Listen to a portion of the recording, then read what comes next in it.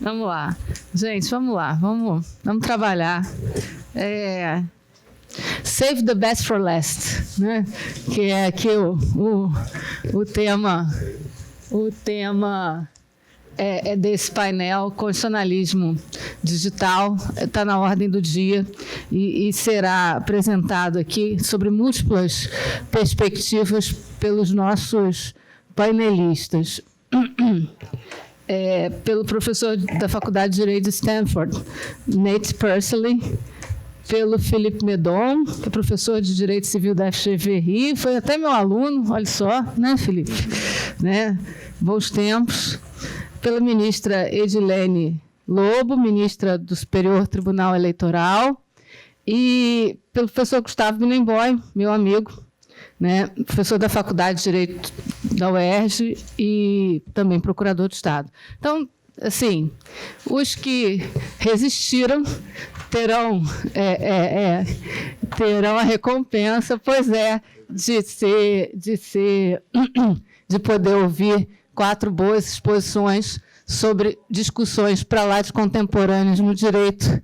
Eu diria para vocês que também tem direitos fundamentais nessas discussões, mas tem muitas coisas além. Então, a gente vai ouvir, não tenho a menor dúvida, 4 grandes exposições, que também esperamos sejam breves, né, sobre esse tema desse terceiro painel, desse seminário, que tem um olhar, digamos assim, é uma lente grande angular, será que eu posso dizer isso, sobre temas que importam ao direito contemporâneo. Então, sem maior demora, e agradecendo enormemente a presença, a disposição de viajar mais de metade do continente americano, ao professor Nate Persily para falar para nós sobre temas de constitucionalismo digital.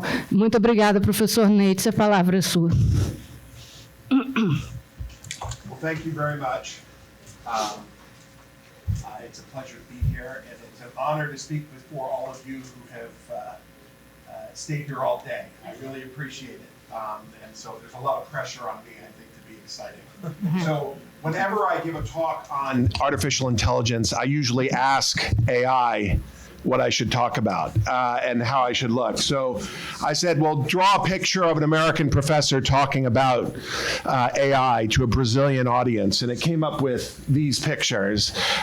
And I'll say, well, while AI might create a lot of risks, at least it gives me a full head of hair. And I think that is, something that to admire. I then asked, well, we'll do it in the style of Vincent van Gogh, right? And it came up with this.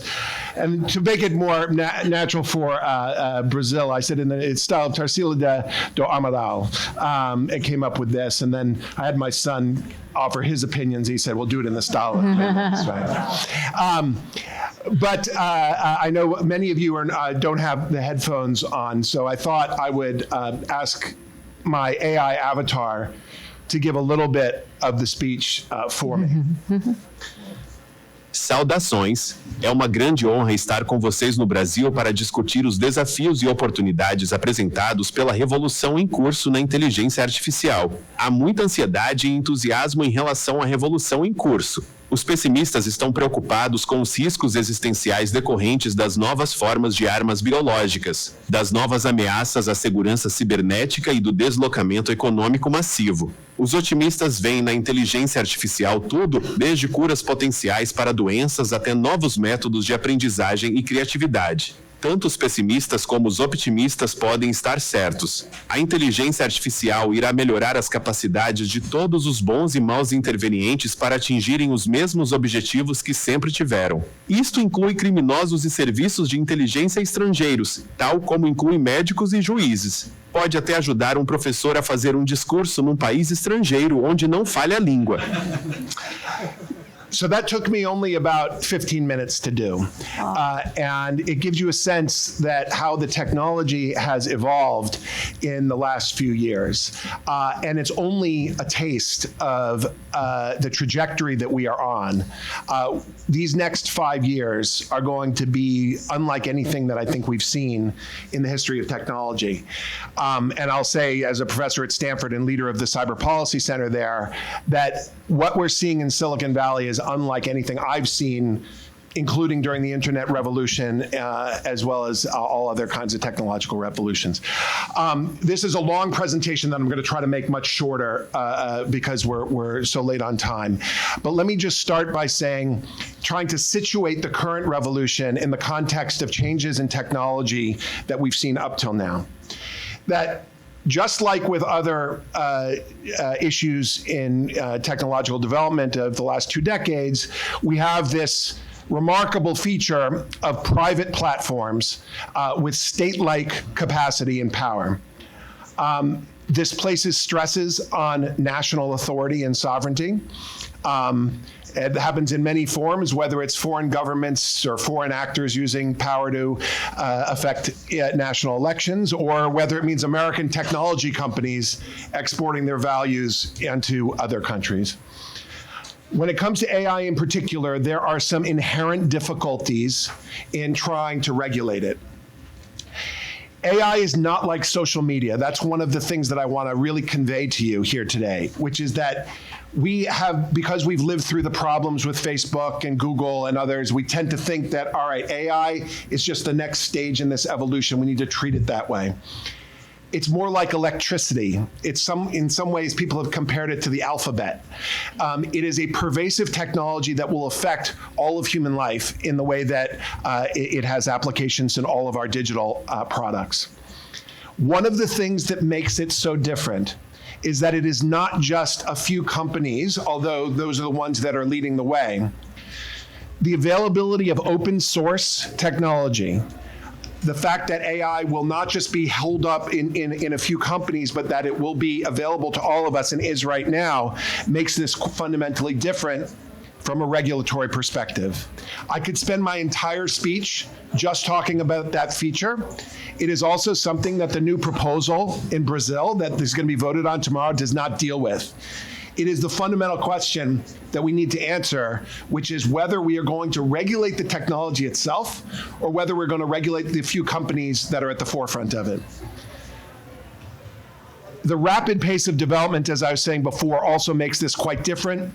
It is very difficult to legislate on the front end to predict what the trajectory of this technology is going. And this technology, like some of the previous technologies, blurs the sense of what is public and what is private, what is real and what is generated, what is a human and what is a computer. The 3 schools of thought that I see in people who are commenting on this, you've got the utopians, people who think that AI is going to save the world. Mark Andreessen, most notably Dario Amodei of Anthropic, come up with these techno-optimist manifestos. You've got the dystopians, right? Geoffrey Hinton and others who think that this is potentially going to lead to mass extinction. And you had many of the people in the AI companies sign a letter saying that this was on a par with nuclear weapons. And then you have those who say that this has all been hyped, right? That AI is snake oil, that it is over-promising and under-delivering. And in a sense, all of these folks are right, which is that depending on who you focus on, you're either going to see it as either utopian, in some respects dystopian, and overpromising, as with all technological innovations. But the basic rule, as I was saying in the Portuguese video, is that AI enhances the abilities of all good and bad actors in the system to achieve the same goals that they've always had. So whether that's a terrorist who wants to inflict harm, that's going to be enhanced by AI. Whether it's a doctor that's trying to cure a disease, AI will help that as well. And so it's very difficult to separate out the good and the bad applications, because the same technology that will allow us to solve cancer is also the one that will be able to create bioweapons. And you cannot disentangle the science that is going to enable some abilities from others. So as we think about the analogies to the previous generation, what we call Web 2.0, there are many similarities. There is the fact that you've got a few of these large American companies that are dominating the marketplace. There is a surveillance and a privacy problem. There is a disinformation problem, a bias problem that I'm going to talk about, as well as intellectual property considerations that have always been at issue. But as I said before, there are differences between the last generation of technology. This open source phenomenon is something that we can't evade. The arms race quality between the United States and China, or between the West and China, I think is something that makes it different than social media, though we've seen it with TikTok and others where there's been that kind of feature. The pervasiveness of this technology, the fact that it is very difficult to explain, and some of the innovators themselves cannot explain why the technology is able to do certain things that it can do. The incredible startup and energy costs of this technology sort of joins this panel with the one that we just talked about, so that the amount of energy that AI is going to take up is going to be revolutionary. And so for all the problems that Facebook or Twitter or others have created, the existential risks that are posed by AI are in a class by themselves. Let me just say quickly, one of the difficulties in giving a talk on AI is that we mean many different things at once. And so I'm going to speak mainly about generative AI and the use of neural networks and large language models. But of course, when we talk about AI, we're talking about, in a sense, everything that's on your cell phone right now, because AI is part of our entire digital lives. Especially when we move to embodied AI, which is robotics, that includes AI. It's going to be, in your washing machines, in your microwave ovens, all of that kind of stuff will have an AI component to it. So I want to just speak quickly about the risks of AI at a high level, but then delve into three particular areas of risk that I think are relevant to what we're talking about today. The way I think about the AI risks is to think about the different actors that might be using the AI, the subjects, whether it's individuals who might be victims or the system as a whole, whether it's democracy or justice, the information ecosystem, and then the relative risk. And I think this is something that is quite important for those of us who are worried about AI, is to remember that it's not just appropriate to think about, well, for example, what would an autonomous car do, right? There are going to be examples of where an autonomous car, which now, by the way, and if you come to San Francisco, you can get a taxi that doesn't have a driver and that will drive you around. And some of those cars are going to kill people, right? But so are 16-year-old drivers, like, people I know in my son's school who are driving, right? And so part of the question is not just to assess the risks, but what is the relative risk of this new technology compared to the human component.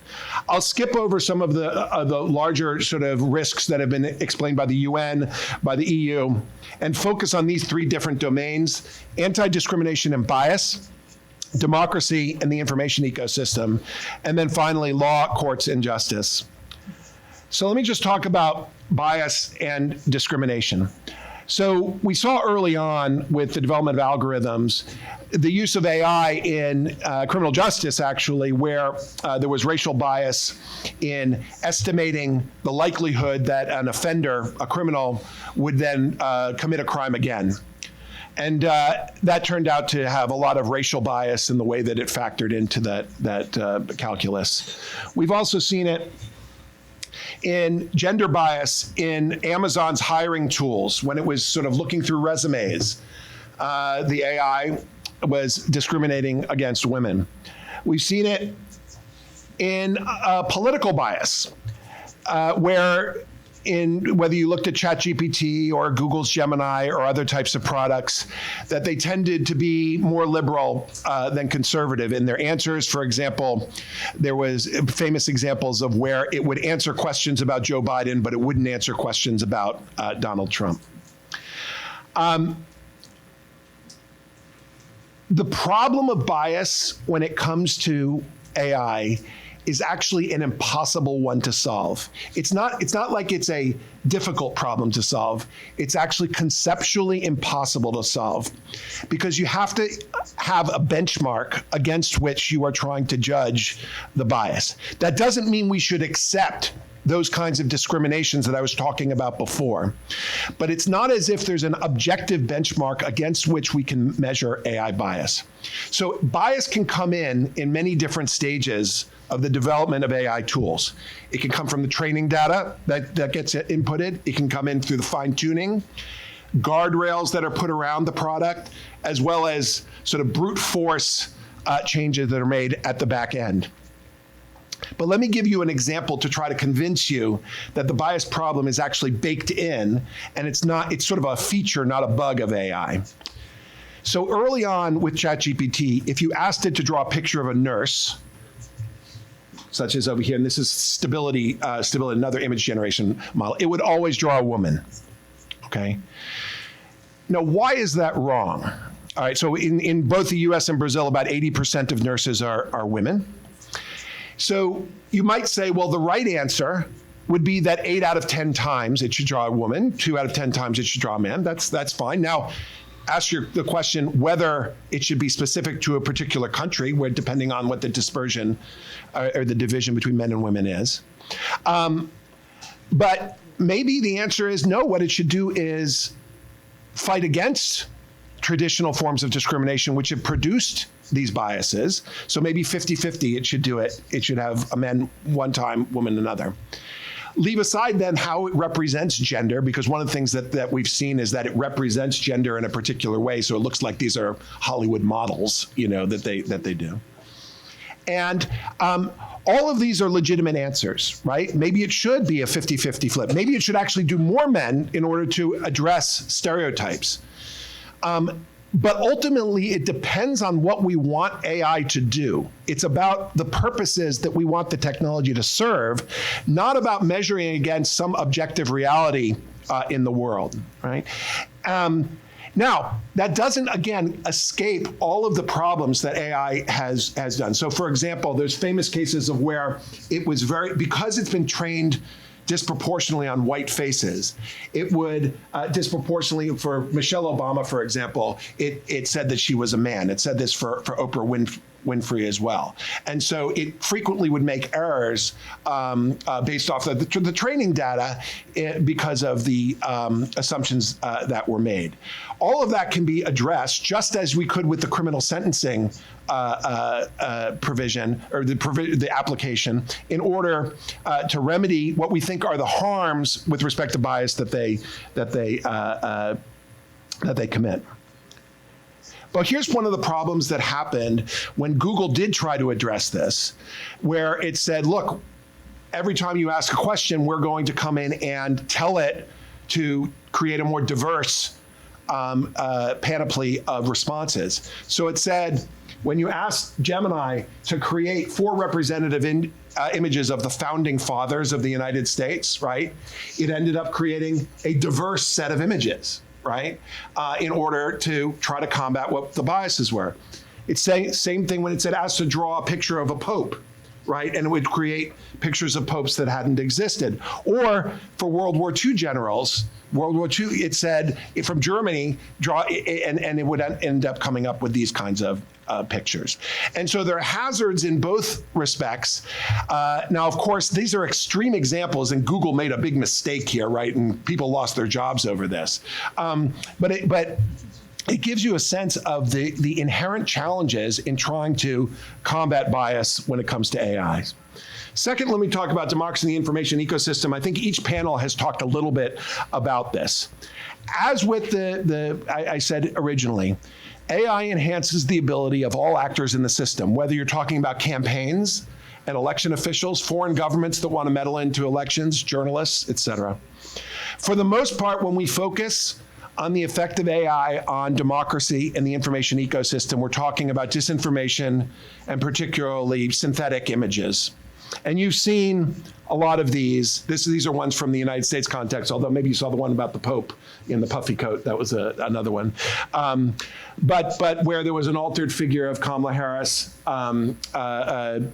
with P. Diddy, if you know P. Diddy. I don't know how popular he is here. He'll be in jail soon. Taylor Swift, where there was fake images of people supporting Taylor Swift supporting Donald Trump, right? They came up in the election. But most of what's happened with AI is the use of AI more as a system of propaganda, not to deceive people into believing something that is false, but actually to contribute to the narrative that was pushing people in a particular direction, right? So even Elon Musk tweeted this picture of Kamala Harris suggesting she was a communist. There was a meme, I don't know if anyone here knows the meme about our vice president in the United States, vice president-elect, about how he had a romantic relationship with a couch, as well as if you were following the U.S. election, there were all these talks about all these issues about immigrants eating pets in Ohio, and that led to these kinds of pictures of Donald Trump with dogs and cats, right? Now, none of these things are attempts to actually deceive people to believe it, right? They're all attempts at propaganda to try to almost entertain, to satirize, and to shift people's attention. Where you do find, I think, the chief harms when it comes to deception by way of AI is through individual communication.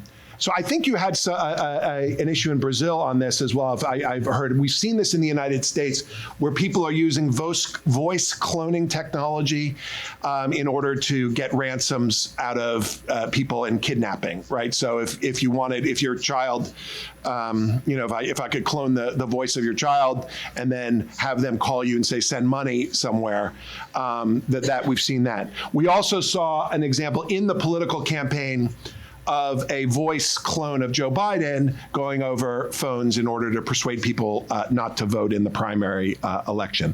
So we see that.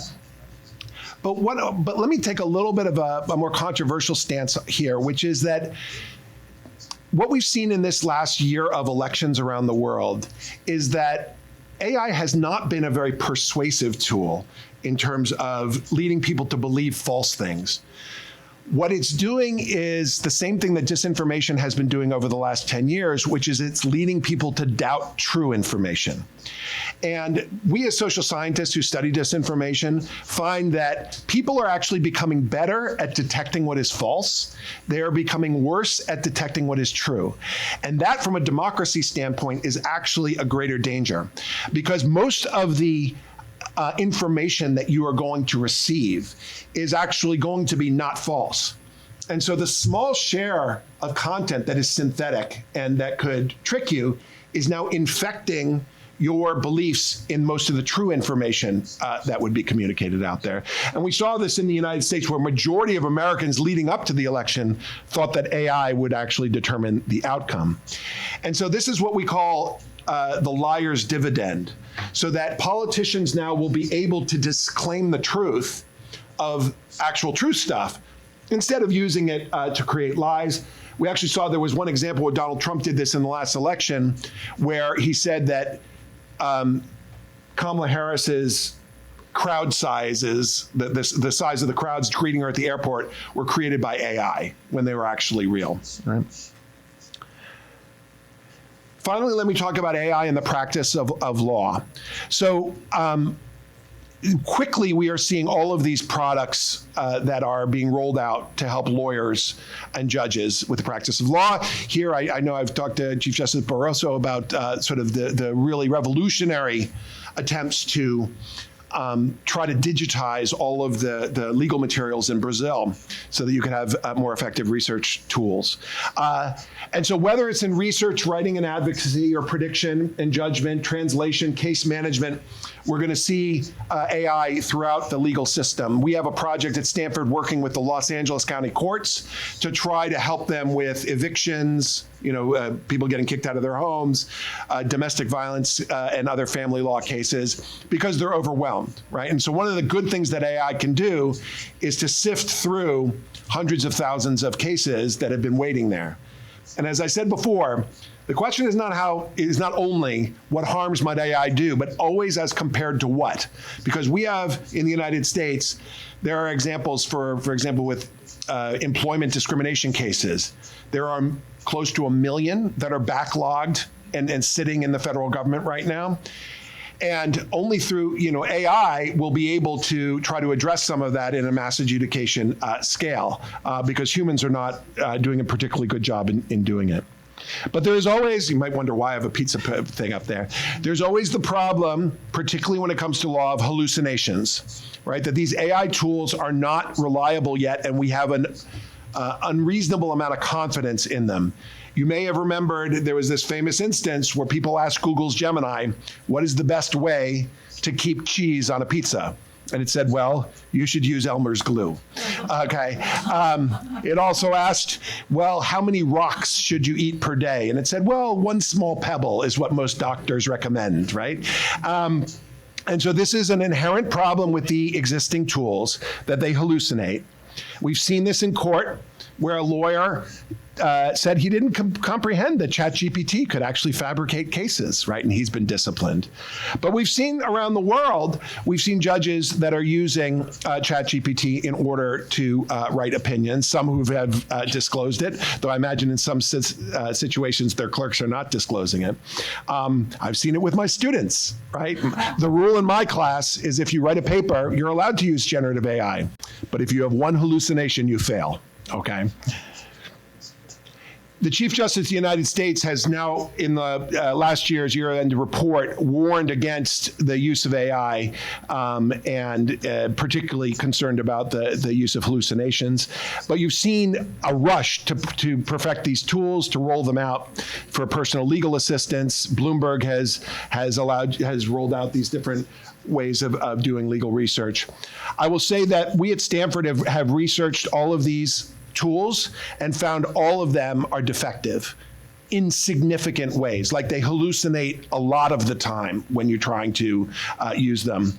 Even when the guarantors of it say that there are 0 hallucinations, 100% hallucination free is what they've said, right? And if you're interested, this is the Journal of Legal Analysis paper by my colleague Dan Ho that showed not just that GPT and the generic language models have these problems, but also all of the ones that are being marketed.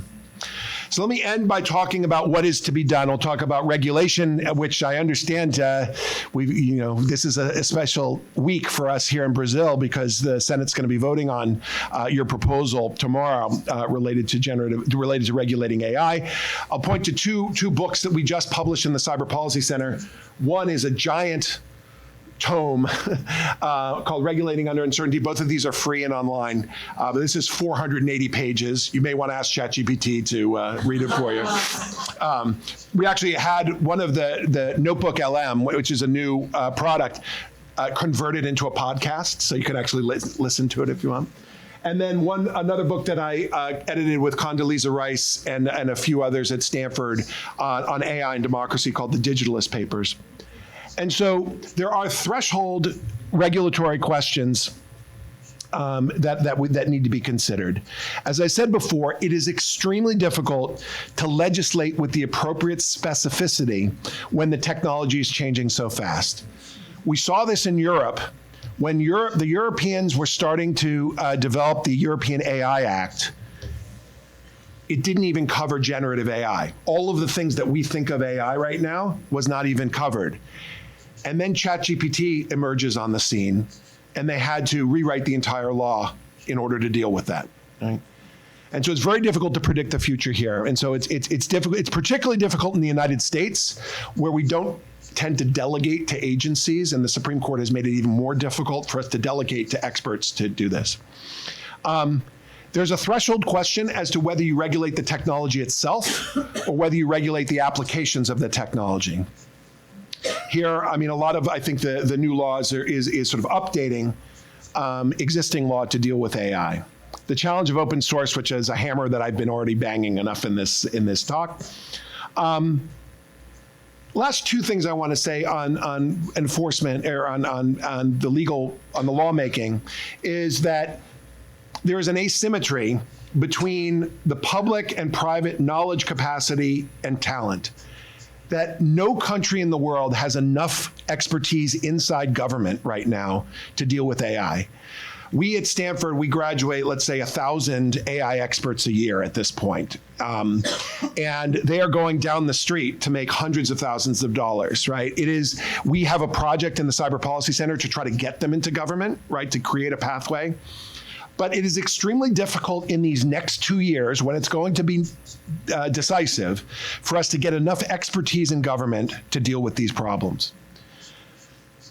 And enforcement is really where the rubber is going to meet the road, because we could all write sort of rules about AI, but unless you've got talent in government that's going to be able to deal with it, it's going to be quite difficult. But regulation is inevitable. So I get increasingly frustrated by the libertarians in Silicon Valley who's like, no regulation, right? It's like, that's not an option. Not only because AI presents dangers, but in order to give guidance even to the companies, we need to have regulation. We need to figure out the answers on intellectual property, right? Can AI be trained on all of our Facebook posts or on the New York Times or on any other publication or movies? What happens when an AI defames you, right? When it says that Nate Pursley robs banks, but I didn't rob banks, as far as you know. How should it deal with that? How should we deal with the privacy and data protection issues, as well as done in your current laws? How do we update specific areas of law, like driving rules when you have autonomous vehicles, like liability rules in medicine? All of those kinds of issues require legal change. So those are the applications. Those are the things, the minimal things that we need to do. Then you've got just these foundation models. What are we going to do with GPT, Claude, Llama, all of these? And the Europeans, how that works is going to be the first sort of silo in, and it's going to be quite important to see how the European AI Act functions. The thing that the nut that needs to be cracked, the critical feature, I think, is how we get auditing and transparency right when it comes to AI models. And as I said before, I'm skeptical that the government's going to be able to do it alone, but we need to have regulation that forces and develops an auditing industry that is comparable to what we've done with banks and the financial sector. And we need to do it immediately, right? We need to make sure that we have these checks in place as soon as possible. But let me just conclude by saying, because this has been a doom and gloom kind of talk up till now, that the more I hear about the ways that AI is being used, the more I'm impressed by the upside of it. Just in the last few months, we've seen that Google and others have used AI to detect tuberculosis just in the sounds of your voice. We've seen an ALS patient, someone who has lost all speaking ability, actually being able to retrieve their voice through AI generation. We've seen, this is a really interesting one, I don't know if you heard about this in Venezuela, that you had journalists who were afraid of being targeted now using AI avatars to go on and produce news sort of anonymously, but that is generated by them. We've seen in the United States where we're seeing indigenous languages that are being erased every week, actually, AI being used to both preserve and try to retrieve some of those languages that are being lost. And so in the end, we have Paleolithic emotions, medieval institutions, and godlike technology, right? It's going to be a wild ride in these next few years, but my hope is that we can try to update these institutions in order to deal with the downsides of this new technology and try to preserve the upsides around the world, whether it's in the United States, Brazil, or elsewhere. So thank you very much.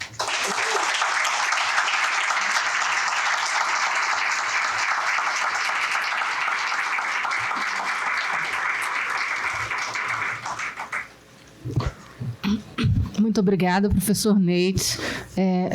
Ficamos com gostinho de quero mais.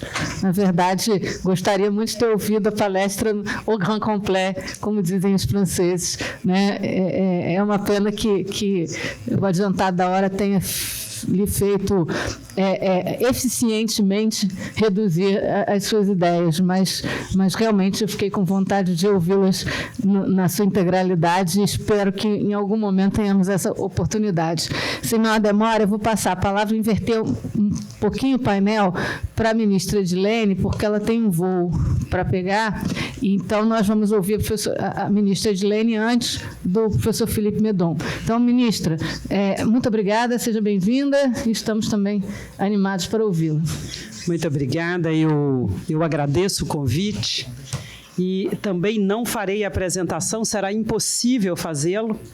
Eu vou me obrigar, o tempo me impõe que eu seja brevíssima, por isso peço desculpas porque eu falarei e terei que sair correndo. E vou gastar 15 minutos. Isso é para a alegria geral dessa nação, né? Porque numa hora dessa, alguém falando pouco, rápido, vai ser muito oportuno. Eu perco, eu sei disso. Mas eu, então, condensei a nossa conversa e aproveito para fazer um agradecimento geral pela oportunidade de estar aqui. Cumprimento a presidenta da nossa mesa e os senhores que se encontram presentes, já me desculpei com eles.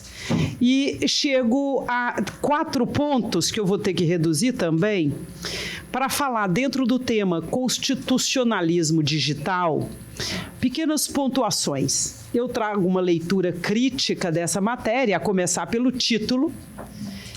Me parece que, quando nós falamos, e lembrando da lição da professora Stefânia, aliás, uma grata alegria encontrá-la, se nós falamos que a democracia é uma ideologia e o constitucionalismo idem, quando nós falamos do digital, é preciso compreender o que significa esse conjunto tecnológico, a quem serve e como se opera. Por isso eu venho destacando que falar do constitucionalismo nessa quadra é dizer exatamente do inverso que vem me parecendo os debates nesse campo. Eu não acho sequer muito tolerável essa adjetivação do constitucionalismo. Do mesmo modo que eu não acho tolerável a adjetivação de digital da democracia. Parece-me que é o inverso. É o digital que precisa ser constitucionalizado, como é o digital que precisa ser democratizado. Então, eu começo falando dessa matéria sob esse aspecto, sob esse olhar. Como todas as pessoas que passaram por esse evento hoje, aliás, grandioso evento, tratando do trilema da humanidade, democracia, clima e tecnologia, todas as pessoas que passaram por aqui, em maior ou menor medida, com a abertura genial do ministro Barroso, destacaram que nós falamos de um mundo paradoxal quando nós tratamos do mundo digital. Nós estamos falando mesmo numa espécie de pós-mundo. Mas é também corrente aqui que, a despeito dessa aparência de hipercomplexidade, e esse é um ponto ao qual eu tenho me dedicado um pouco mais, parece-me haver uma hipercomplexidade construída, exatamente para vendar regulação e controle. E todas as vezes que me deparo com esse registro ou essa consideração, eu digo sempre que se toda essa construção que é produto da inteligência humana, e aqui abro um parêntese para uma outra oportunidade nós debatermos, se poderia mesmo ser taxada de inteligência artificial, como nós até aqui aprendemos. Parece-me que não é adequada, inclusive, essa classificação. Dá a ideia de algo superior ao humano. E a ideia é construir na nossa mente, no nosso imaginário, essa proposta de transhumanidade, né? Eu tenho 2 grandes autores com os quais dialogo que me interessam muito especificamente sobre esse ponto, que é o Henrique Sadan, o francês, e Gonçalo Maios, o espanhol, para dizer que essa proposta de turbinagem da humanidade, na verdade, tenta colocar um biombo sobre a proposta de captura da humanidade a partir de velhas ideias. Ambos tratam do velho capitalismo com suas novas ideologias, que continua assentado no colonialismo que não vive sem o racismo. Mas então, voltando ao tema, se trata de questões em que a complexidade não permite compreensão, se esse grande ferramental não permite compreensão, não pode ser aplicado, a meu ver, não pode ser consumido. mais exatamente quando nós falamos de campos da vida como democracia, por exemplo.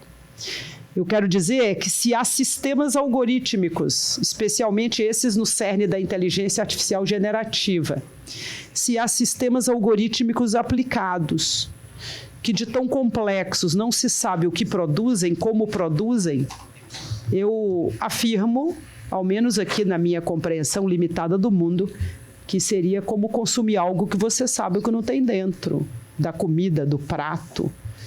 Então, essa hipercomplexidade construída me parece operar o efeito inverso, exatamente na direção de que, se não compreensível, não é consumível, não pode ser aplicado.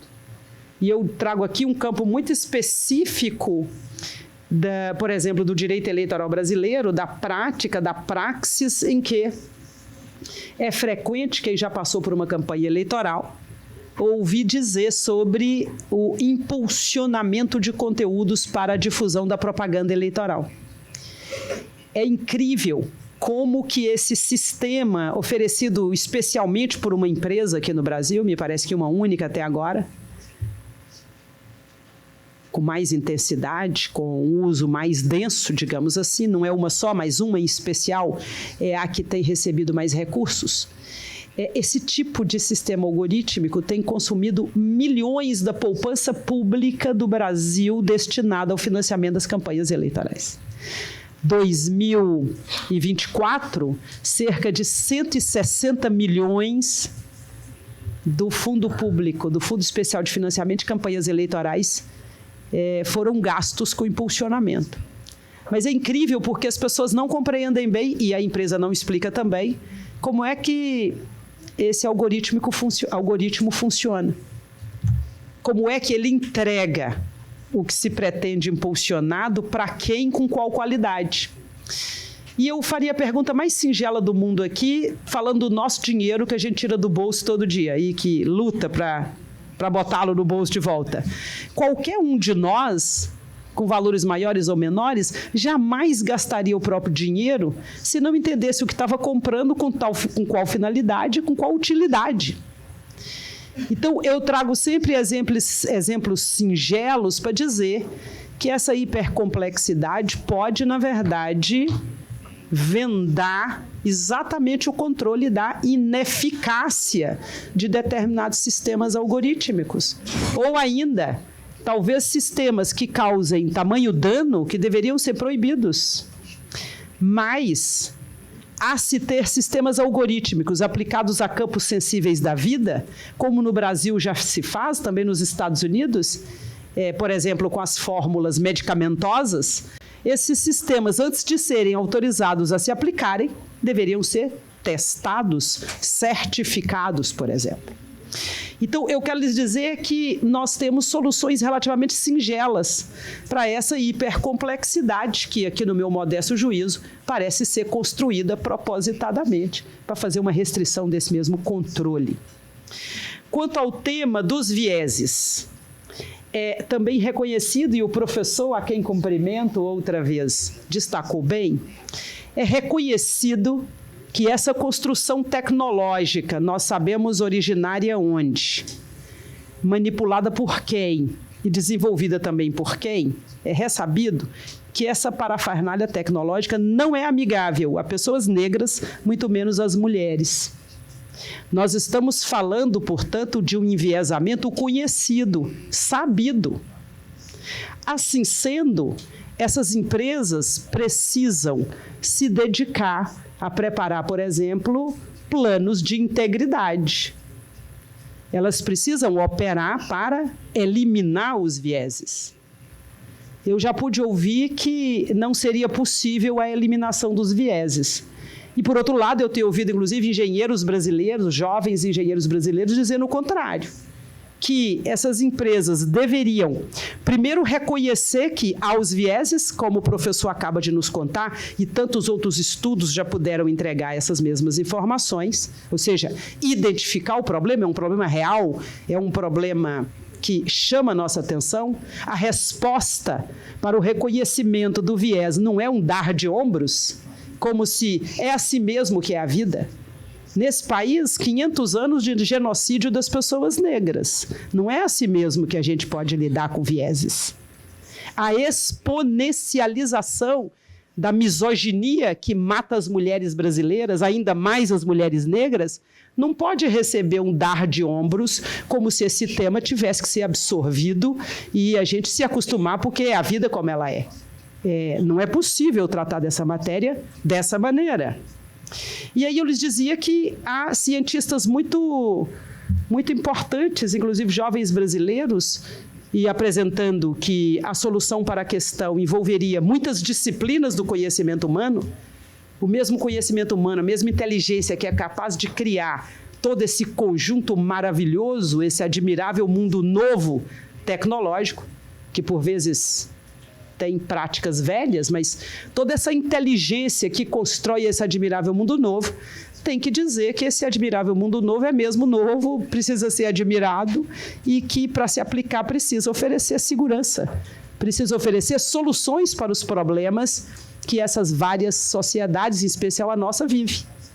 Uma das necessidades absolutas desse conjunto é oferecer soluções para o problema das desigualdades que nós enfrentamos no Brasil. Então, o que eu quero lhes dizer é que se não houver utilidade voltada à proteção dos direitos fundamentais, especialmente aqui no Sul Global, onde a pobreza é uma realidade, onde o subemprego é uma realidade, onde o extermínio das mulheres é uma realidade, onde as pessoas negras ainda se encontram nas senzalas, 136 anos após a abolição da escravatura, sem essas possibilidades, toda essa construção, aqui, ao meu modesto juízo, perde todo o sentido. Porque a tecnologia não pode existir para ela mesma ou para os seus donos. Falando de novo no constitucionalismo, como a grande ideologia que pretende uma outra grande ideologia, que é a democracia, que fazia referência ao ministro Barroso, tratando dessa temática, o centro de gravidade para nós, nesse modelo, é a cidadania, é o ser humano, é a humanidade. Para ela, todos esses esforços têm que convergir, senão há nenhum sentido. Senão vai se tratar, como já destacamos, e que estamos vendo há tantos séculos, o velho capitalismo extrativista, colonialista, racista, se aplicando para extrair daqui tudo que for possível e entregar nada de volta. Então, quando eu exploro essa matéria, eu digo que é preciso que as empresas que exploram a tecnologia se comprometam com planos de integridade para identificar e tratar os vieses para eliminá-los. E aqui a Latteri faça um comentário sobre as eleições de 2024 no Brasil. O TSE baixou uma resolução dizendo, inclusive, que as plataformas, agora sim, falando das mídias sociais, propriamente ditas, um tipo de tecnologia aplicável à propaganda, que as plataformas que ofereceram serviços de difusão da propaganda, como impulsionamento, por exemplo, deveriam apresentar esses mesmos relatórios para informar o que efetivamente ocorreu durante o processo eleitoral. Esses documentos têm que ser entregues. Nós precisamos entender exatamente o que ocorreu. Nós precisamos verificar se, de fato, o ambiente no qual milhões da poupança pública se destinou ou se destinaram esses milhões, se esse ambiente se apresentou, desta vez, a algo minimamente sustentável e equilibrado. Eu imagino que, em algum momento, esses documentos serão exigidos dessas mesmas empresas. Fecho o parênteses e volto para lhes dizer que, ao lado dos planos de integridade, é fundamental que as plataformas se comprometam, as empresas de tecnologia, que são empresas transnacionais, inclusive co-obrigadas à aplicação e o respeito dos direitos fundamentais, que elas se comprometam, por exemplo, com a diversidade dentre os seus desenvolvedores. Por que nós vimos a enfermeira que o professor trouxe aqui como uma mulher, aparentemente uma atriz de Hollywood? Porque quem desenvolve esse sistema algorítmico identifica essas pessoas. Por que os sistemas de reconhecimento facial, e aqui no Brasil, uma massa gigantesca de pessoas negras encarceradas, 80% do reconhecimento facial que gerou a prisão das pessoas é de pessoas negras. Se esses sistemas são falhos, e nós sabemos que 100% dos casos eles falharam, a pergunta é, por que esse material é usado? Por que os estados brasileiros, e há notícia de pelo menos 3 estados brasileiros, utilizando sistemas algorítmicos de reconhecimento facial? Se esse material falhou. Mas a pergunta é, as empresas que forneceram tais serviços têm alguma responsabilidade nisso? Elas respondem pela qualidade ou a falta da qualidade desses produtos entregues? Se a resposta for negativa, andamos muito mal, não é mesmo? Mais ainda, nós precisamos discutir, além da diversidade dentre desenvolvedores, nós precisamos falar da arquitetura dos sistemas algorítmicos. O aperfeiçoamento dessa arquitetura, comprovadamente, pode contribuir para a redução dos vieses, do mesmo modo que nós precisamos falar no aperfeiçoamento das redes neurais com ampliação dos parâmetros para as classificações corretas e nós evitarmos que sejam entregues produtos que exponencializam esses mesmos vieses. O que eu quero lhes dizer é que há muitas possibilidades para enfrentar e corrigir o que é um desvio brutal do que deveria ser um resultado de uma tecnologia a serviço dos direitos fundamentais, como me parece ter que ser o produto tecnológico que mereça essa classificação. Nós precisamos, num outro momento, falar sobre inteligência artificial aplicada no judiciário brasileiro e o papel da advocacia pública. A advocacia pública precisa saber quais são os sistemas algorítmicos que estão sendo desenvolvidos pelos gestores no judiciário brasileiro. Quando eu pergunto se a advocacia sabe quais são esses sistemas, e quase sempre a resposta que eu recebo é não sei qual é o sistema que o Tribunal de Justiça do Rio, de São Paulo, de Minas Gerais, pelo Brasil, utiliza. Quando a resposta é negativa, aqui está um dever de casa fundamental e que talvez num outro momento nós poderemos nos reunir para tratar disso. Finalizo dizendo que o CNJ apresenta uma minuta de resolução para tratar de inteligência artificial aplicada ao judiciário, alterando a resolução 332. A segunda versão está pronta depois de uma audiência pública muito concorrida no CNJ, e a advocacia pública precisa conhecer o conteúdo dessa resolução e compreender exatamente o que se quer com essa matéria no judiciário brasileiro. Peço desculpas, lamento, porque eu queria muito aprender com todas e todos e já me despeço para que nós possamos nos ver numa outra oportunidade. Até breve.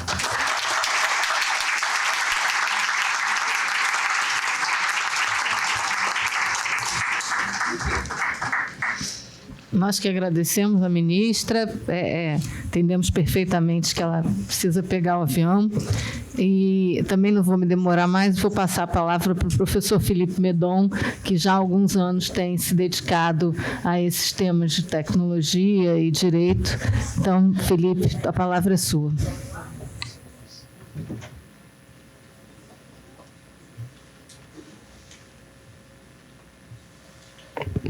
Muito obrigado, professora Patrícia, minha querida professora de Direito Administrativo. Em primeiro lugar, gostaria de saudar, já estamos praticamente com boa noite, né? Boa noite a todas e a todos.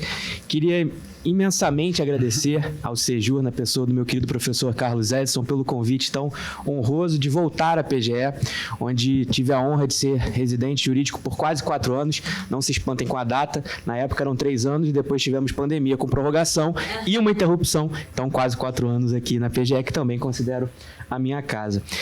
E estamos hoje falando sobre esse tema num dia que não poderia ser mais relevante, porque amanhã teremos no Senado Federal a votação do projeto de lei número 2338, chamado PL da Inteligência Artificial. E esse é um PL que eu tenho a alegria, a honra de conhecer com bastante intimidade, porque eu fui da comissão de juristas que elaborou esse PL no ano de 2022 no Senado.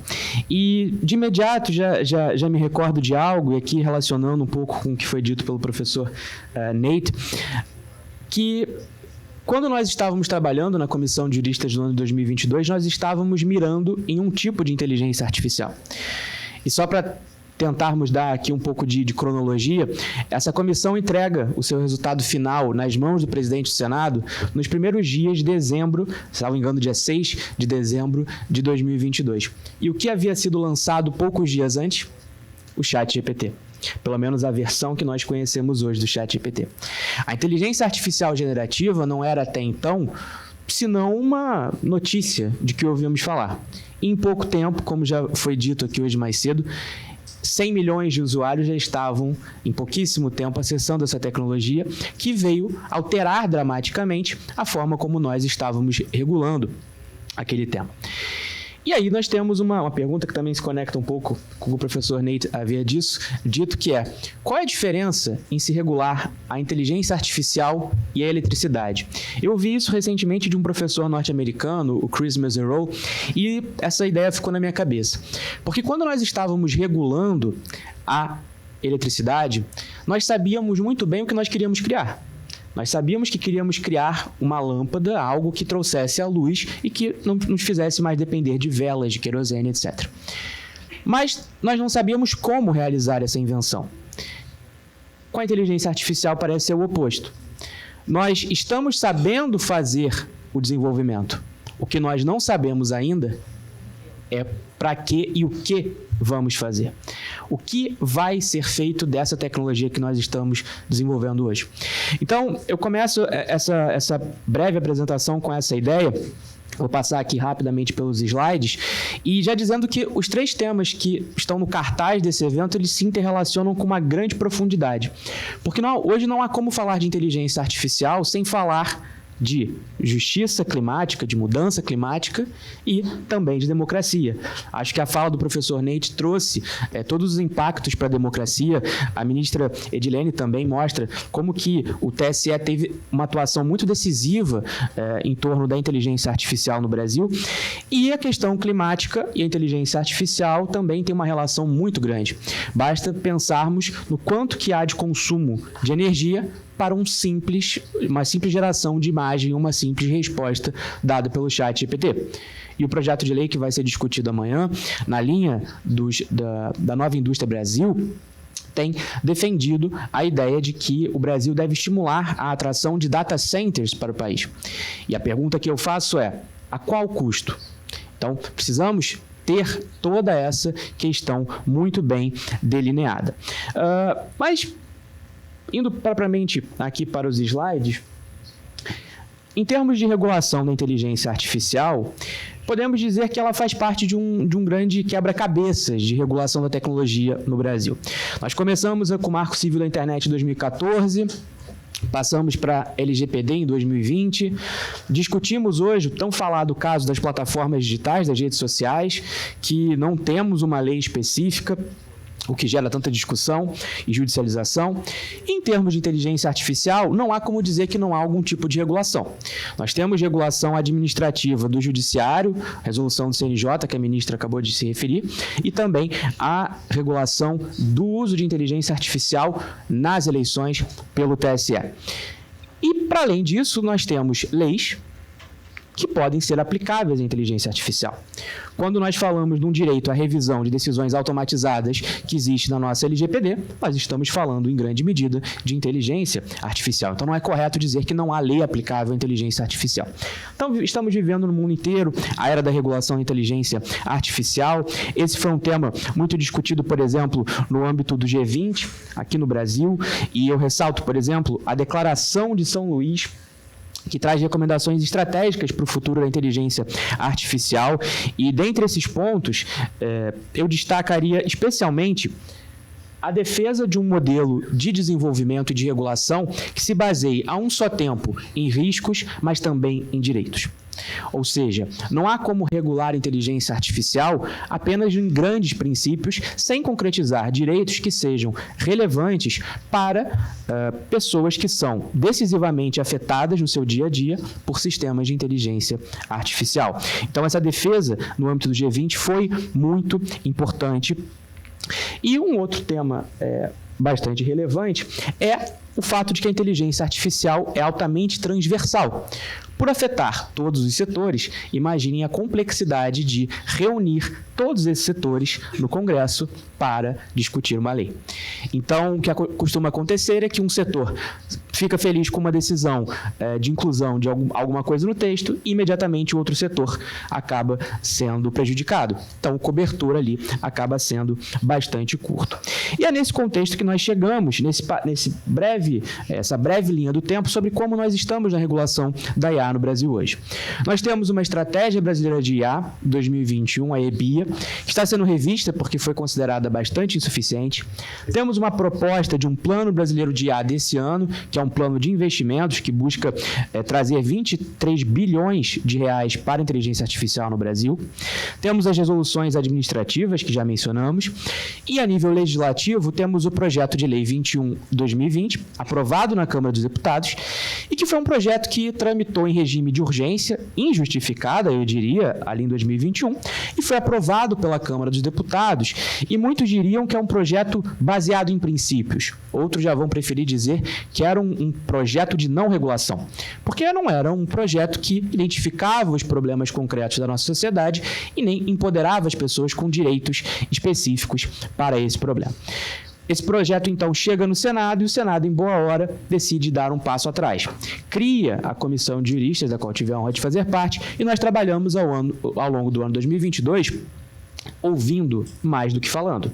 Então, realizamos uma série de audiências públicas, recebemos inúmeras contribuições escritas para que pudéssemos ter um texto que refletisse as peculiaridades do Brasil e que, de fato, não fosse simplesmente letra morta, uma mera carta de princípios, de boas intenções, mas que não realizasse direitos. Esse relatório é apresentado ao Senado Federal e só no ano passado, em 2023, o senador Rodrigo Pacheco apresenta esse projeto de lei, que se torna o projeto de lei número 2338.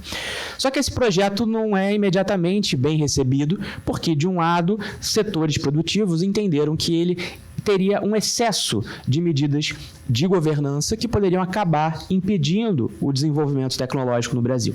Então, esse processo passa, ao longo de um ano, por uma fina calibragem no Senado Federal, numa outra comissão, que é a CTIA, Comissão Temporária de Inteligência Artificial, composta dessa vez por 13 senadores, que tentam condensar as queixas dos diversos setores, trazendo um texto mais equilibrado.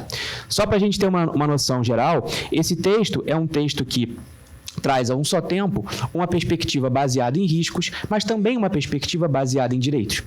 Esses direitos passam por uma fina calibragem, embora me pareça que tenha sido uma calibragem que defasa, em alguns momentos, direitos importantes. Há uma supressão dos direitos de revisão por pessoa humana, decisões automatizadas, que antes era de forma geral e agora é só para alto risco, em algumas circunstâncias específicas. Então, esse é um ponto que ainda merece alteração, mas, por outro lado, houve algumas ampliações importantes, como a maior concretização dos direitos autorais, que hoje é um dos temas mais controversos e que talvez seja um dos pontos que mais tem desafiado a compreensão dos atores e atrizes envolvidos nesse processo.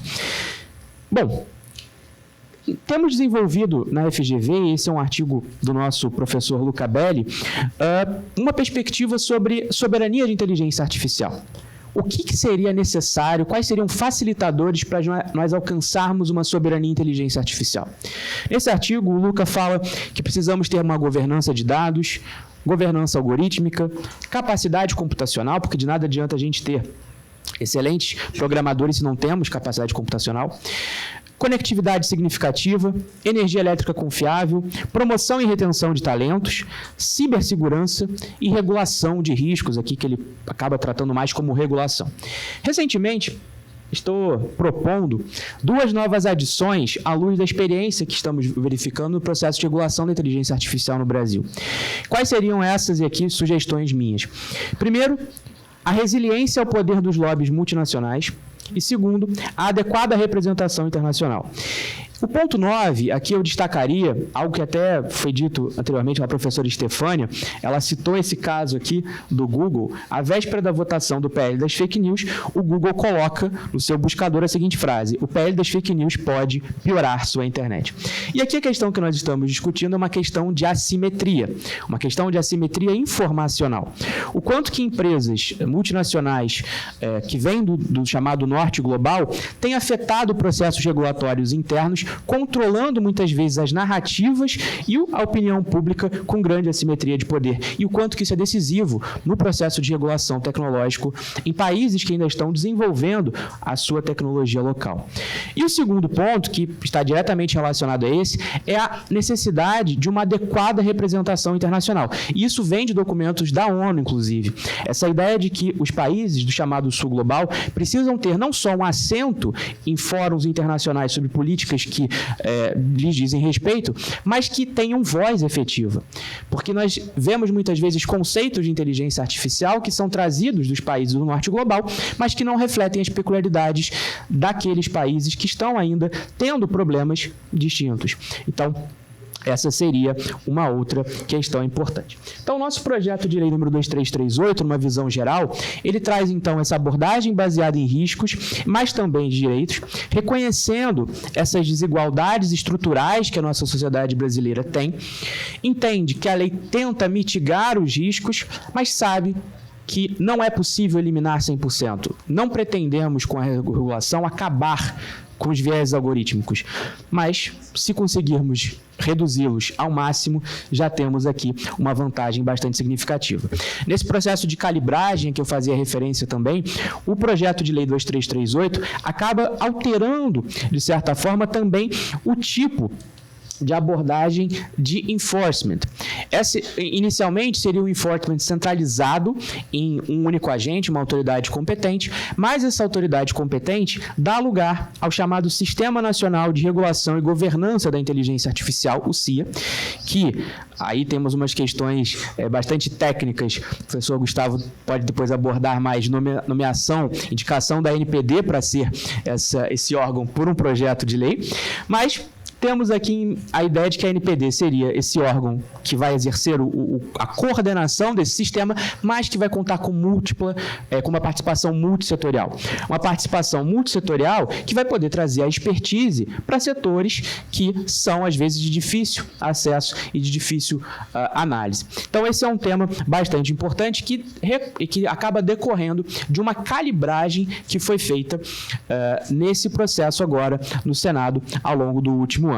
Mas o que nós temos hoje que combater no Brasil, me parece um tema muito importante, que é a falsa escolha entre regulação digital e inovação. Regulação não é inimiga da inovação. É só uma questão de calibragem. É como um remédio e um veneno. A diferença está na dose que nós utilizamos. Então, se tivermos uma adequada calibragem, a regulação ela traz segurança jurídica para o desenvolvimento tecnológico. Então, a questão passa por uma calibragem fina, um ajuste fino do que estamos enfrentando. E aí, teria muito mais coisas para dizer, mas eu encerro com um problema que nós estamos enfrentando hoje, que é o problema do treinamento de inteligência artificial e a violação de importantes direitos, seja direitos relacionados, por exemplo, à personalidade, seja direitos conexos e direitos autorais que hoje são violados, e esse projeto tenta de alguma forma endereçar isso, ainda que não 100%. Então esse é um estudo recente da Human Rights Watch que apontou que diversos sistemas de inteligência artificial, como nesse caso aqui o Lion, estavam usando fotos coletadas na internet de crianças brasileiras, até crianças com pouca roupa, e utilizando essas fotos para treinar o seu sistema de inteligência artificial, violando, e aqui puxando o meu chapéu de professor de Direito Civil, violando o direito à imagem dessas crianças por meio dessa utilização indevida de suas imagens, o que nos traz também para o tema da responsabilidade civil, que esse projeto endereça da seguinte forma. O projeto entende que a responsabilidade civil no Brasil hoje já consegue dar conta dos principais problemas trazidos pela inteligência artificial. Por isso, nesse momento, o que o PL faz é apenas endereçar quais diplomas normativos que nós já temos poderiam ser aplicados para cada um dos eventuais problemas que nós temos. Agora, no fundo, o que nós precisamos aqui evitar é que o projeto de lei número 2338 se torne o novo 2630, que é o chamado PL das fake news, que em meio a tanta discussão, um tema tão vital acabou sendo basicamente ali enterrado no Congresso, e em vez de nós termos uma discussão franca e aberta sobre esses temas tão relevantes que nos afetam a todos e todas. Por isso, agradecendo mais uma vez por esse gentil e honroso convite de aqui estar, queria dizer da importância de nós termos uma aprovação do projeto de lei número 2338 e, mais do que isso, uma ampliação do rol de direitos que lá consta nesse momento, sem nenhum retrocesso. Muito obrigado.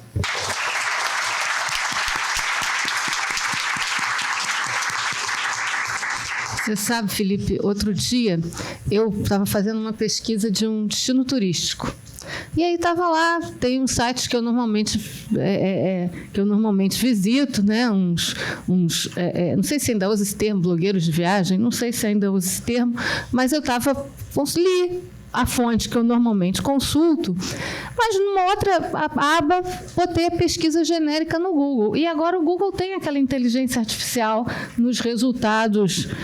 E o texto era igualzinho. Ele pegou, evidentemente, do Ricardo Freire, que é o que do Ricardo Freire, era igual, só que sem crédito. Na verdade, é assim para tudo, né? É assim para tudo. A questão dos direitos autorais, só para pegar é gravíssima, porque, no fundo, não tem outro jeito da inteligência artificial aprender senão com o que há de conteúdo que está disponível online. Só que o que há, e nesse caso específico, esse pessoal que produz conteúdo de turismo vive disso, vive do conteúdo que eles criam. Né? Se a inteligência artificial gerar, não vou dizer como sua, mas sem o próprio crédito, porque se gerar o próprio crédito, pode até ser um grande impulsionador do bom conteúdo digital. Mas se o crédito fica ali meio escondido, no fundo a gente tem um grande problema aí. Mas é um problema que não vem. Por exemplo, esses sites de repositórios de imagem, Get Images e outros, já são isso em alguma medida. Porque, no fundo, você tem um grande conteúdo e que as pessoas que criam sites, etc., vão pegando aquelas imagens ali naquele. Algumas eu acho que são pagas, mas tem uma quantidade enorme de imagens. Tem uma coisa que o professor Neite falou que eu acho que é fundamental. No fundo, a gente passa de duvidar de tudo.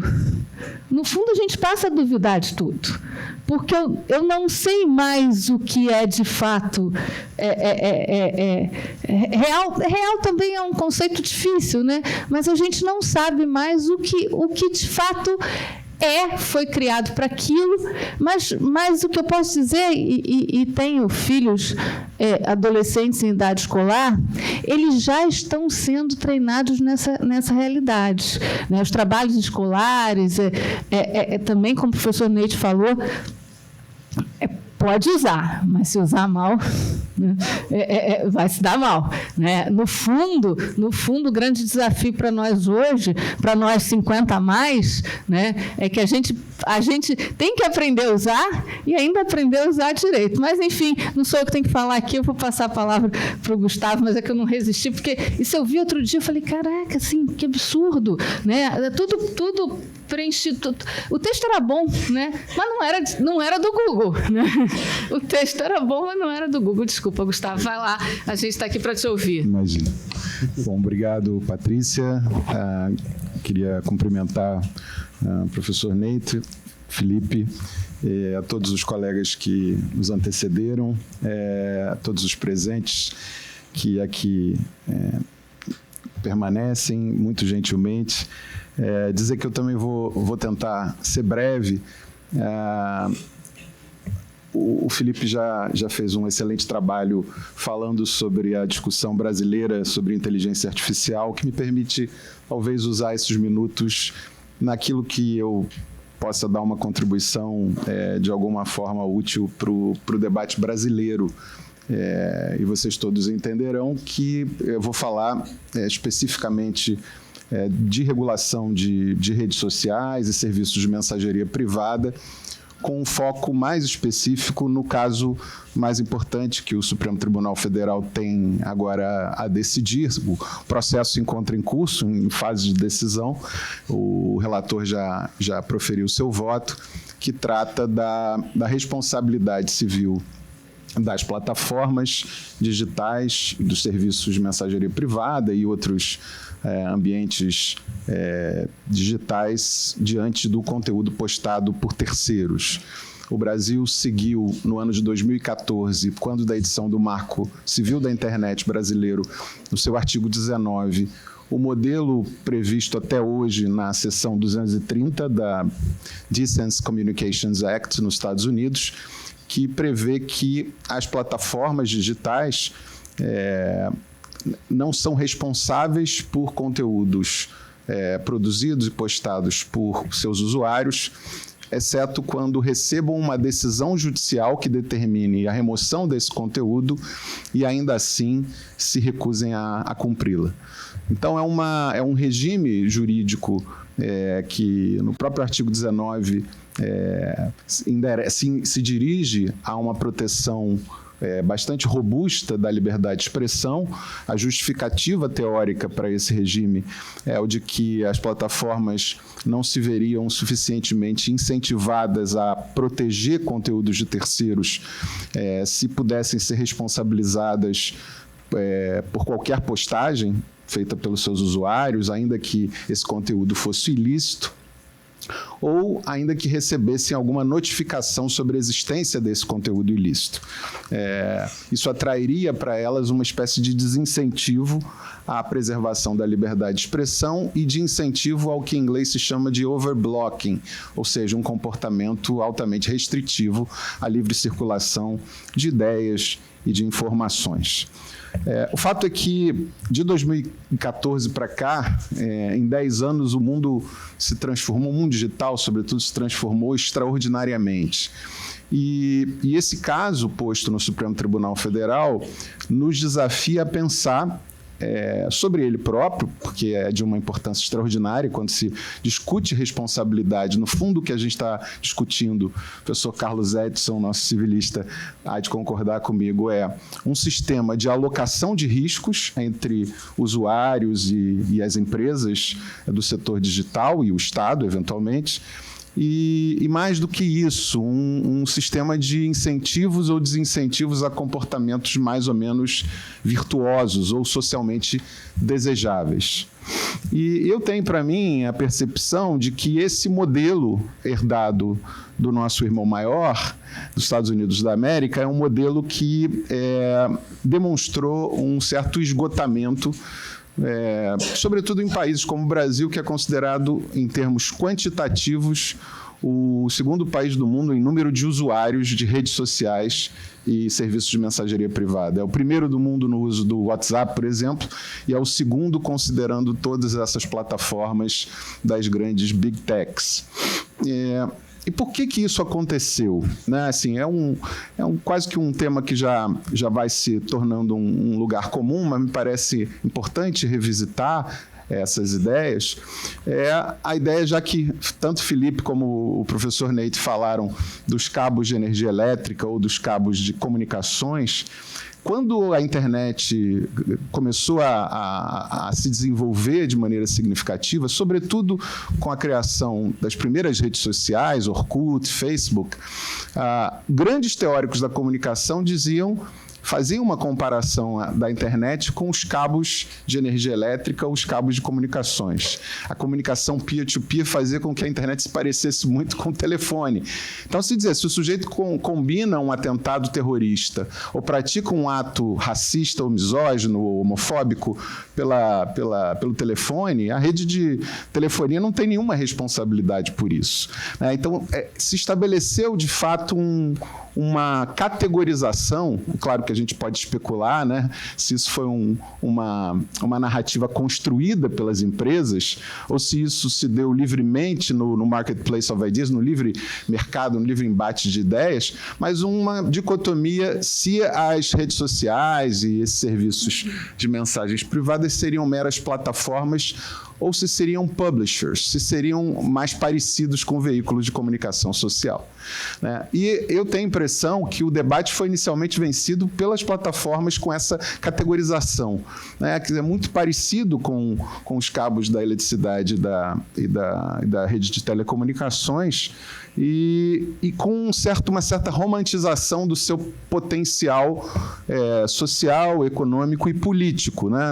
Não estou falando de nenhum incauto no tema, né? Se você pesquisar os grandes teóricos da comunicação, e para o mundo latino-americano, na Espanha, foi ministro, inclusive, do Pedro Sánchez, o professor Manuel Castells, um grande teórico da comunicação. Aqui no Brasil, talvez o grande professor da Escola de Comunicação da USP, Eugênio Butti, todos concordavam que a internet tinha um potencial de gerar externalidades positivas para a economia, para a troca de ideias e para a democracia extraordinária, como se fosse realmente a ágora do mundo contemporâneo, uma ágora digital, onde os dois grandes valores que animaram as democracias liberais seriam otimizados, potencializados, a autodeterminação individual, na livre interação par a par, peer-to-peer, e a autodeterminação coletiva, por um processo deliberativo livre que se daria de forma com custos muito baixos e de forma absolutamente inédita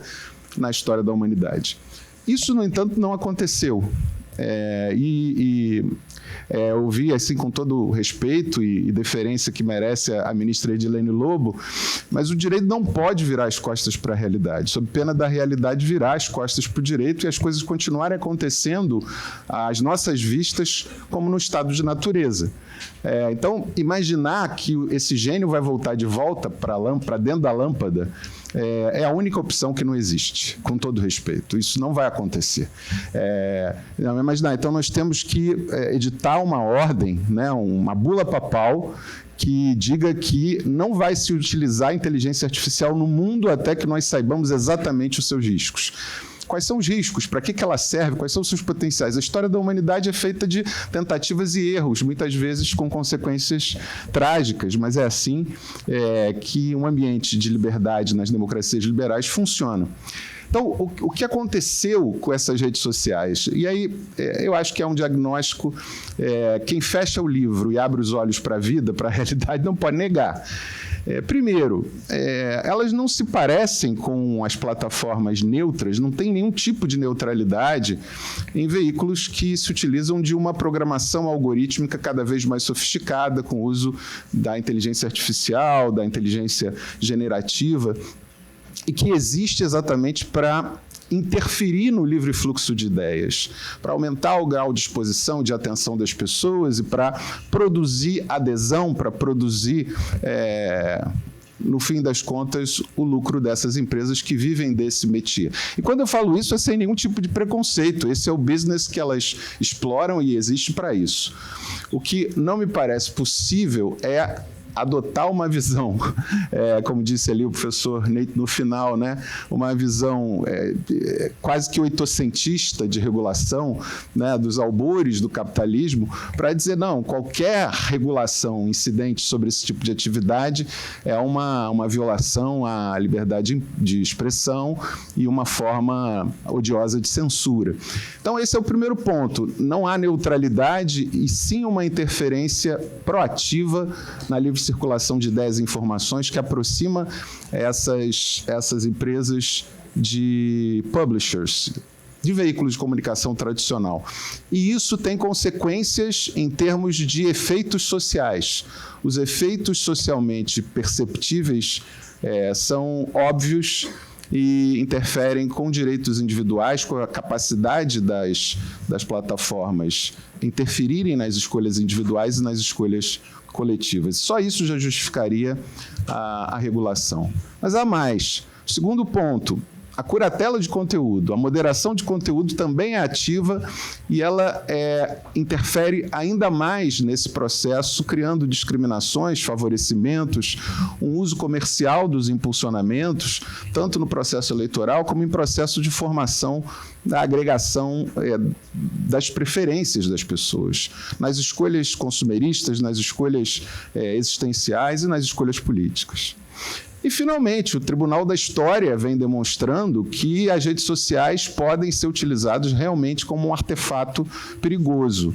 Eu não chegaria a comparar o Google ou a Meta com empresas que transportam material radioativo, mas quando você pensa no genocídio de 700 mil muçulmanos em Mianmar, em que um governo autoritário incentivou e se associou a Facebook, promovendo a maledicência contra essas pessoas, que elas eram perigosas, traiçoeiras, que querem dominar o mundo, são jihadistas e tal, o país entra numa guerra civil e a posição do Facebook foi simplesmente de cruzar os braços. Quando você pensa no caso mais bizarro, que eu acho, do referendo do Brexit no Reino Unido, e todo o material produzido numa comissão parlamentar de inquérito no Reino Unido sobre como os empresários interessados na saída do Reino Unido da União Europeia financiaram campanhas de impulsionamento de informações, e depois pesquisas investigando por que as pessoas no interior do país de Gales votaram a favor do Brexit, resultados de 80%, 90% a favor do Brexit. O grande medo das pessoas, o medo da imigração. Muitas vezes em cidades que eles nunca viram um estrangeiro. O país de Gales é como se fosse um lugar muito subdesenvolvido do Reino Unido e que tem lá uma cozinheira polonesa, um encanador, eu posso falar da Polônia porque é a minha ascendência, né, para não ficar mal para ninguém, mas claro que ali houve uma interferência significativa no processo político deliberativo. No caso ali foi um plebiscito, um referendo que não teve mais volta, tão grave que não teve mais volta, né? E hoje a gente vê em que buraco o Reino Unido pode ter se enfiado, com inflação crescente, problemas crônicos na sua economia e talvez até de desequilíbrio político, de dificuldade de estabilização de governos. Isso sem falar nas loucuras que aconteceram em janeiro de 2021 nos Estados Unidos e depois em janeiro de 2023 no Brasil, em que as pessoas falam, mas isso é uma relação de causa e efeito. Claro, mas é uma relação de exponencialização de efeitos, né, de interferências em situações. E nessa história toda, o que precisa ser examinado é que há um regime de responsabilidade civil que cria quase uma imunidade para as plataformas. Nos Estados Unidos e no Brasil, né? Isso na União Europeia, com o Digital Service Act, já foi mudado. No Reino Unido, agora, recentemente mudado, com o Online Safety Act. E a gente cria uma situação em que, tradicionalmente, há uma imunidade pelas postagens que circulam nessas redes sociais e que interferem decisivamente na vida da economia, na vida social e na vida política das nações. Então, o ponto aqui, me parece ser a gente entender de que maneira o constitucionalismo pode interferir nesse processo. No Brasil, a discussão andou bem até o Senado Federal com a aprovação de um projeto de lei que tem uma série de problemas, mas que havia amadurecido e evoluído na Câmara dos Deputados.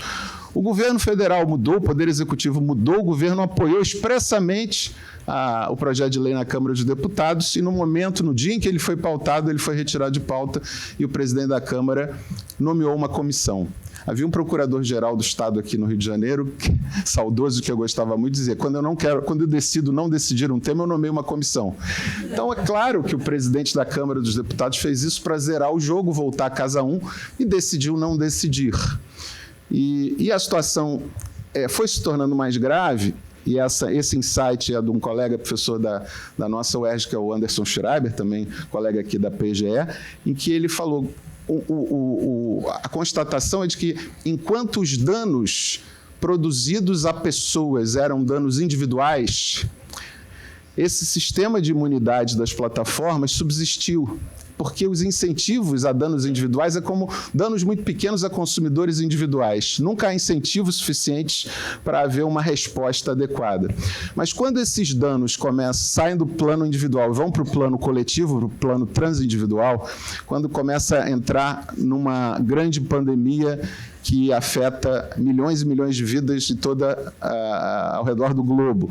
Quando você começa a ter discursos de ódio que voltam a afetar minorias que historicamente eram estabilizadas em países, e aí você volta a ter a praga do antissemitismo, quando você volta a ter racismo, né, que é estrutural no Brasil e que volta a ser propagandeado livremente por essas redes, é claro que os danos passam a ser coletivos. A percepção disso é de que, olha, há um problema aqui, porque, afinal de contas, como dizia o Justice Holmes, ninguém é livre para gritar fogo num teatro lotado falsamente. Quando alguém grita fogo num teatro lotado falsamente, vai haver pânico, vai haver desespero, é possível que haja mortes, é possível que haja uma tragédia. E, para isso, né, o antídoto que as sociedades contemporâneas têm para o mau uso do poder político, que é o caso, essa é uma lei obsoleta que seria superada por um projeto de lei já aprovado no Senado, que não vai adiante, a filtragem pelo constitucionalismo contemporâneo, né? A ministra Edilene não gosta muito da expressão constitucionalismo digital, mas depende do conteúdo, né, semântico que se extraia disso, né? A aplicação de princípios de direitos fundamentais na esfera digital exige alguma dose de adaptação e criatividade. É a história, por exemplo, do direito fundamental à proteção de dados na Alemanha, antecipando em muitas décadas o que só seria reconhecido, por exemplo, na América do Sul. Recentemente, o Tribunal Constitucional Federal da Alemanha disse, olha, da privacidade à proteção de dados, não entendendo muito bem no início o que aquele direito fundamental protegeria, depois chegando à formulação da autodeterminação informacional das pessoas. A pessoa humana tem direito a decidir como se apresentar nas redes sociais, como se apresentar, quais informações serão apresentadas sobre ela na esfera pública. E daí se construiu um direito fundamental que serviu de freio a várias políticas públicas que negligenciavam essa esfera de proteção individual. Nesse caso aqui, dessa discussão, o artigo 19 do Marco Civil, ao meu ver, claramente sofre de um problema constitucional, que é a subproteção de alguns direitos fundamentais. Vejam, há duas exceções a essa reserva de jurisdição para deflagrar a responsabilidade das redes. Uma no artigo 21 do Marco Civil, que é material pornográfico, cena de nudez não consentido, que eu não tenho nada contra, é uma boa iniciativa. Se você notificar, segue o regime do Notice and Takedown, ou seja, notificação e retirada, a obrigação de retirada, e se não retirar, a plataforma se torna corresponsável por circular aquele conteúdo. Então, é óbvio, né, que o incentivo básico é ele circular, sobretudo se ele dá muitos likes, a plataforma ganha mais dinheiro. E a segunda exceção não está nem no Marco Civil, está na Lei de Direitos Autorais, em que hoje se busca, inclusive, o uso da inteligência artificial para derrubar conteúdos, por exemplo, transmissões de grandes eventos esportivos, de grandes eventos de música, em que se há identificação, mais do que a notificação já endereça uma forma lá de deflagrar um mecanismo de derrubada daquele conteúdo. E todos os outros direitos fundamentais. Então, aqui é realmente um problema de proteção deficiente ou insuficiente de direitos fundamentais e da própria democracia. Não é preciso ser militante, como o meu querido amigo Daniel Sarmento, da democracia militante, para se compreender que há um processo de mau uso dessas redes sociais e que envolve um incentivo fora do lugar às redes sociais, que podem livremente, é como se estivesse assim, num shopping center, todas as atividades ilícitas podem ser exploradas até que surja uma decisão judicial que determine a sua paralisação. Até lá, o dono do shopping center pode ganhar dinheiro à vontade, pode explorar os negócios, todo tipo de terrorismo, todo tipo de racismo, todo tipo de exploração a crianças e adolescentes, e nenhuma responsabilidade é deflagrada. Isso me parece ser algo fora de propósito, O Supremo Tribunal Federal Brasileiro tem uma tradição ativista em defesa de direitos fundamentais. Eu li com atenção o longo voto do ministro Toffoli. Talvez eu não tivesse chegado a proclamar um decálogo para o funcionamento futuro da internet, para não soar como uma espécie de messianismo, né? Moisés desce do Monte Sinai, revela os 10 mandamentos ao povo e assim por diante. Mas me parece ser algo suficiente que uma Suprema Corte não dê a palavra final, aqui não é nem a palavra final, dê um pontapé inicial nessa discussão travada no Congresso Nacional, dizendo que, olha, para todos os direitos fundamentais violados, basta que a plataforma tome ciência inequívoca da existência de um conteúdo ilícito para a retirada desse conteúdo, sob pena de se tornar corresponsável por ele, porque, afinal de contas, ela própria pratica atos que são os atos de circulação e divulgação desses conteúdos. Isso nos permite pensar, assim, há críticas muito severas a essa ideia de constitucionalismo digital, porque, por exemplo, um bom artigo da professora Clara Iglesias Keller, que foi minha aluna, hoje está radicada em Berlim, com a professora Jane Reis, dizendo que há um uso banalizado e um uso quase que promíscuo do termo constitucionalismo digital. Depende do uso que se faça. Se considerar que é preciso constitucionalizar o algoritmo no sentido de garantir que o seu funcionamento não ofenda e, na medida do possível, preserve e promova direitos fundamentais e não possa ser utilizado para subversão do regime democrático, eu acho que são balizas mínimas em qualquer sociedade civilizada que o constitucionalismo deve impor ao funcionamento dessas redes sociais. Também foi dito aqui, e eu concordo, nos albores do capitalismo, qualquer regulação ambiental, consumerista e trabalhista era considerada uma ofensa à livre iniciativa, né? E, com o tempo, a regulação se tornou um instrumento a favor da preservação da própria economia capitalista, com a ideia de poluidor-pagador, que nada mais é do que a internalização dos custos de quem gera custos para a sociedade, quem gera externalidades negativas para a sociedade, né? É claro que a internet gerou muitas externalidades positivas, né? O lucro é só o proveito econômico direto do empreendedor, Patrícia, mas as externalidades positivas envolvem livre comunicação, livre difusão de ideias, mas uma série de externalidades negativas. Então, isso tem que ser objeto de regulação. Talvez o constitucionalismo digital, né, os princípios constitucionais básicos de devido processo, de transparência, né, a cláusula do Estado de Direito, estabeleçam só estándares mínimos sobre os quais vai se erigir um tipo de regulação que faça nesse ambiente digital o que a regulação ambiental fez no mundo da economia real, que é preservar as pessoas. De novo, eu não acho que se tenha como trazer esse gênio para de volta dentro da lâmpada. Acho que a tecnologia deve ser como as lentes e os microscópios que permitiram que a humanidade voltasse a enxergar com os óculos, microscópio eletrônico, ver as partículas infinitamente pequenas, telescópios eletrônicos que vê os corpos celestes grandes, que a gente possa ver mais longe, mas reconhecendo, sem fechar os olhos para a realidade, que isso é um tipo de artefato que pode gerar danos a pessoas, a grupos, a instituições, e pode colocar a governança democrática do mundo em jogo. E se é assim, é preciso haver uma resposta do direito por meio da regulação. Então, muito obrigado a todos, gente.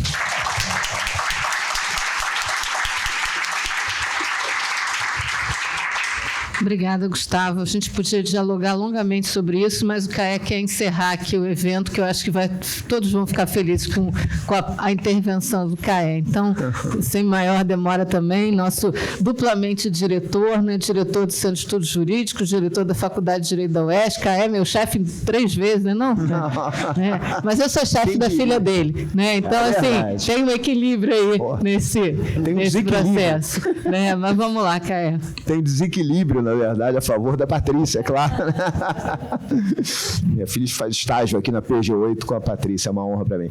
Pessoal, terminamos aqui, com esse evento nós terminamos. Vou fazer só uma reflexão e um agradecimento. A reflexão é que nós terminamos o ano com esse evento, terminamos o ano do Sejur nosso primeiro ano de gestão, eu e o Rodrigo, né, e queremos agradecer demais a parceria de todos os procuradores e dizer que ano que vem nós voltaremos com as baterias recarregadas e a gente conta muito e conta demais com as sugestões dos colegas.